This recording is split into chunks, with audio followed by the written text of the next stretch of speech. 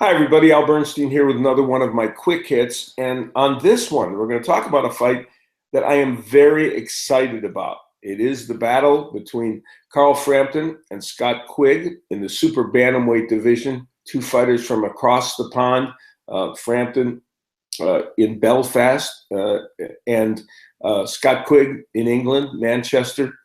And they are battling for several titles, and more importantly, they are battling to see who might be among the best, if not the best, in the super bantamweight division. Now, I am excited about it for many reasons. Number one, it's a great fight. Number two, we're going to be actually showing this on Showtime on February 27th when that fight happens. We'll show it in the afternoon and then re-show it in the evening as well in America.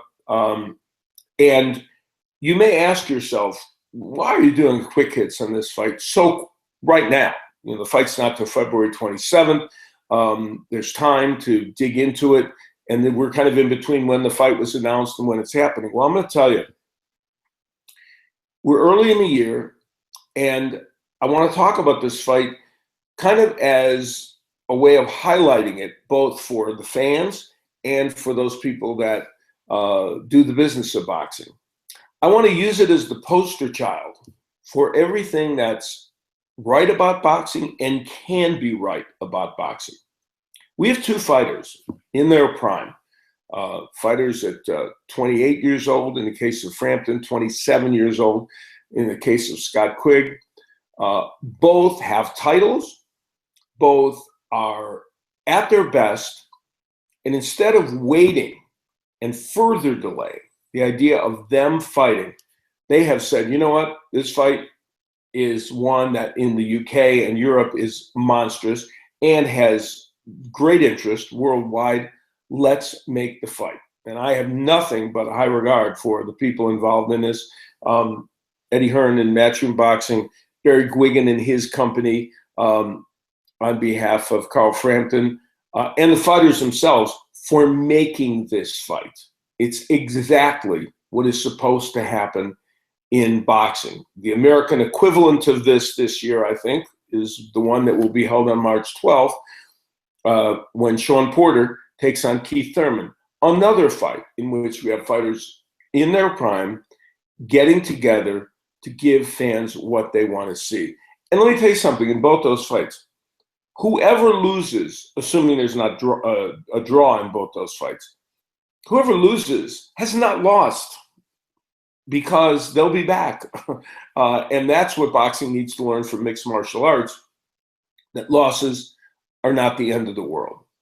So let's talk about Frampton Quigg, and let's look at exactly why I'm so excited about this fight. Let's look at some of the numbers involved, and they will demonstrate exactly why this is such a good fight.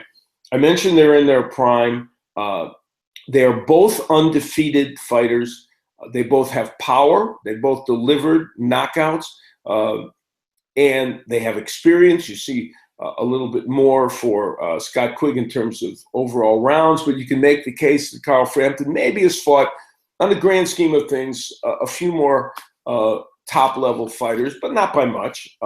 Quigg certainly fought his share. And so when you look at those numbers, you say, yeah, this is exactly what we want to see when fighters come together.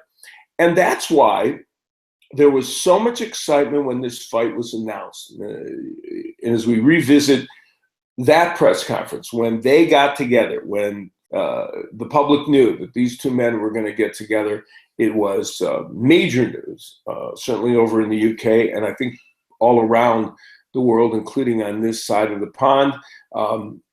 There were moments at the press conference where we saw the fact that these are two heated rivals.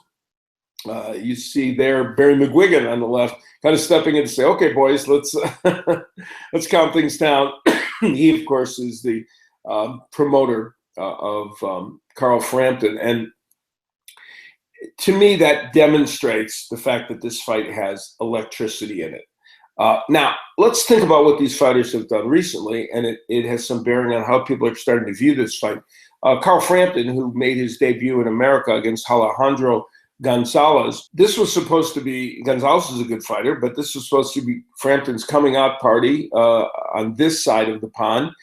And it didn't go very well in the beginning stages. He was knocked down twice in the first round by Gonzalez, but was able to get up, control most of the rounds after that, and win a decision. Now, he wasn't probably at his best physically in that fight. There were some nagging things going on, but he was able to persevere through that. But that, combined with Scott Quigg's last performance, in which he knocked out Kiko Martinez, a former champion who Frampton had twice beaten, very quickly, early in the fight, and just the second round, in fact. Quigg looked, as he has in his other recent fights, he looked really, really good. And I think for some, those recent performances by Quigg have further elevated him to the point where, while Frampton looked like he was going to be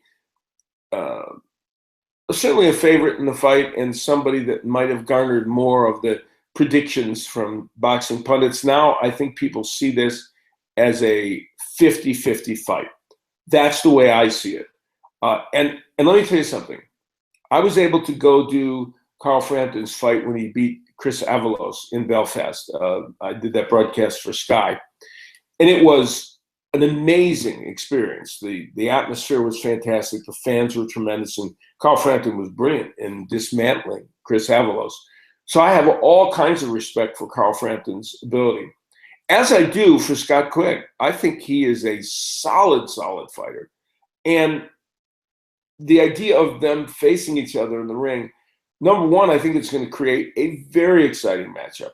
They're both really good ring technicians with power. And for my money, that is the best of all possible combinations, because what you see then is skill in addition to excitement. And I would refer it back to a fight like, for instance, the greatest fight I've ever announced, Diego Corrales and Jose Luis Castillo. They had a wild affair that was very exciting, but it was skillfully fought. And that's what put it on another level. Now, we don't know if Frampton Quigg will quite reach that level, but we certainly expect it to be an excellent fight. I am over the moon, to use a phrase that might be used across the pond, over the idea of this fight. I'm thrilled that these men have gotten together to do it. And I think on February 27th, we're going to see something very special inside the ring. And I'm usually not one to say this, but this is the kind of thing that could turn into a rivalry that might produce another fight. Who knows, maybe even two more. And I loathe to say that, because I always feel like people, kind of want to build that up in their minds before it happens. Either way, if it doesn't, the winner of this fight certainly has other options in a very talent-rich division. And the loser, as I pointed out, will remain a player on the world scene in a big, big way. So February 27th, Carl Frampton, Scott Quigg.